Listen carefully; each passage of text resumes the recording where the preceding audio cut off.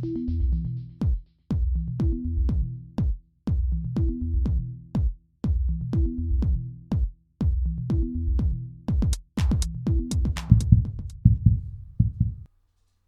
evening, Celtic fans. In tonight's Celtic FC news from the One Celtic Fans View news channel, we talk about the Celtic manager. He said it's the most competitive that his squad has been all year, and the Celtic manager also goes on to talk about the Celtic squad players and whether they should or should not be playing for their country just before Glasgow Derby. So let's go back to August first of all, and we shudder at the flashbacks of how decimated the Celtic squad were, with the likes of Scott Brown leaving to go to Aberdeen. We'll talk about Scott Brown in a minute as well. The outlook for this season, let's face it, felt like, you know, the quadruple, the trebles, and everything came to everything came to a halt. Every Celtic fan will agree with me that, you know, it was a fantastic ride to the 9 in a row. It was fantastic years going to the football, some of the best years of my life going to the football. But let's fast forward to this season, and with a decimated squad, in came the Celtic manager Ange from Australia with zero complacency. You know, he needed every weapon in his managerial disposal to be able to take on the Celtic job and succeed. Ange did say in an interview yesterday that he was told when he took the job on that one half of Glasgow would hate him and the other half would love him. But then he replied saying that only if he was successful, which is very true, and we all know that. We've all seen what happened to Neil Lennon and how fans kind of turned on Neil towards the end, saying that he should have went quicker. But back to this season, and Ange Postecoglou he's, you know, the beginning of the season, we were decimated, absolutely decimated with injuries. We just couldn't pull a result out of the bag the first quarter of the season. Although Celtic fans have been delighted to hear that as far as the manager's concerned, as far as the Celtic manager's concerned, the squad are well primed to go into the last 8 games. He says we're probably in a good place in terms of health of the squad, and training is probably the most competitive it's been all year. From a physical perspective, we're now getting the numbers back, and to show the players in a good space, our performance have been fairly stable.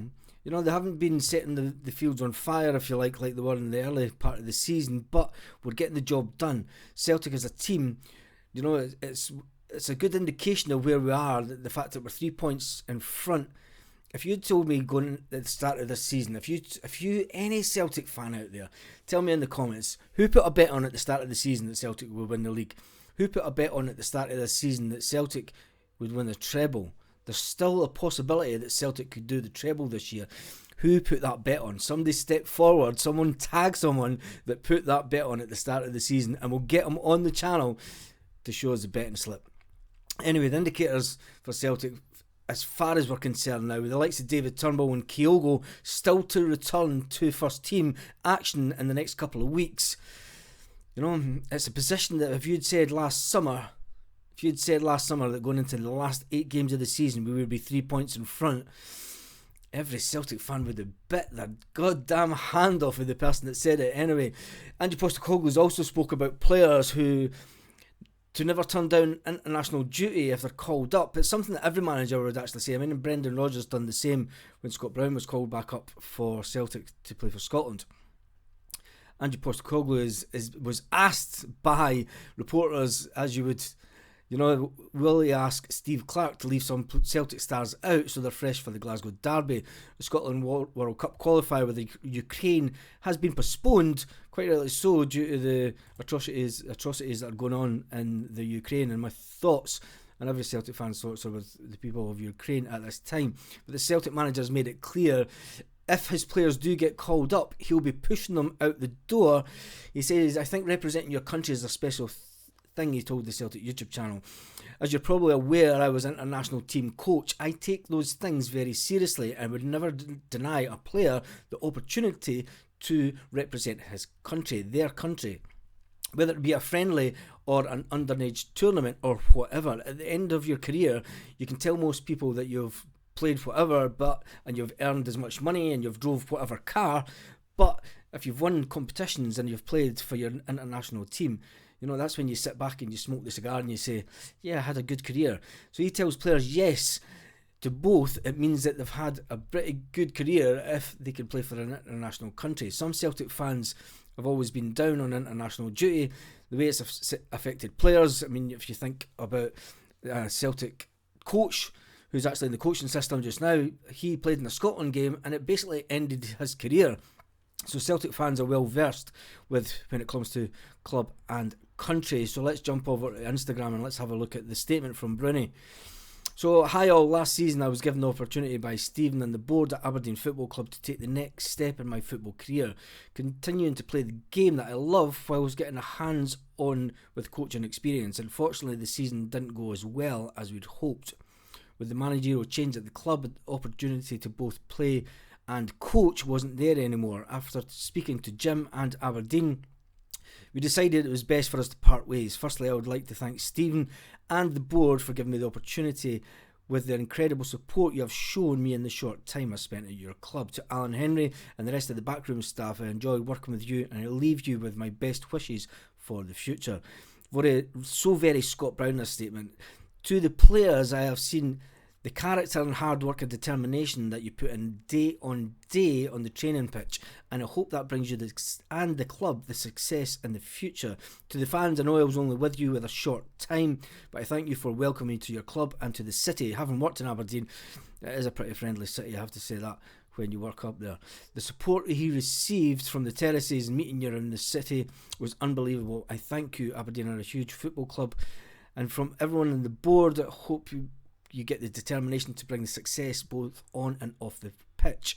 It has been a whirlwind few days and I'm going to take some time to consider my options and relax with the family. I'm sure I'll get a few rounds of golf in as well. Thank you until we meet again. Very emotional at the end for Scott Brown.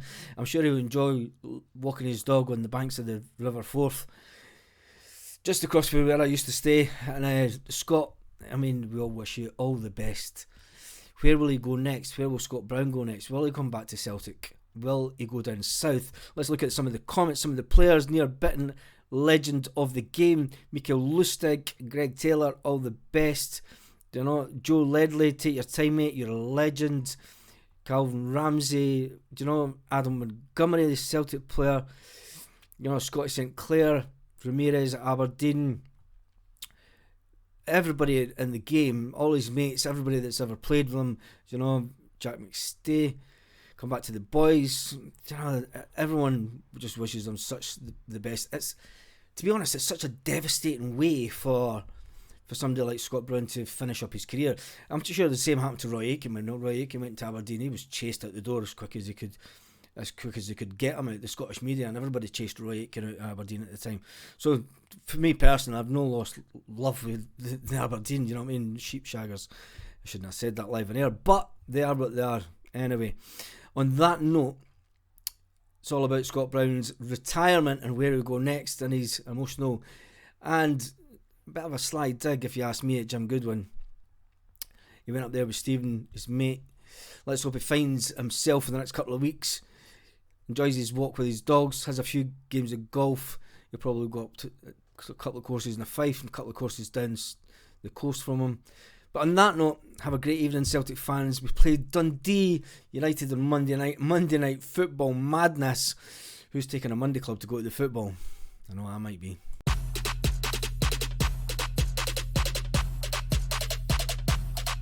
Lit. Roll up to the party, roll up to the party, roll up to the party.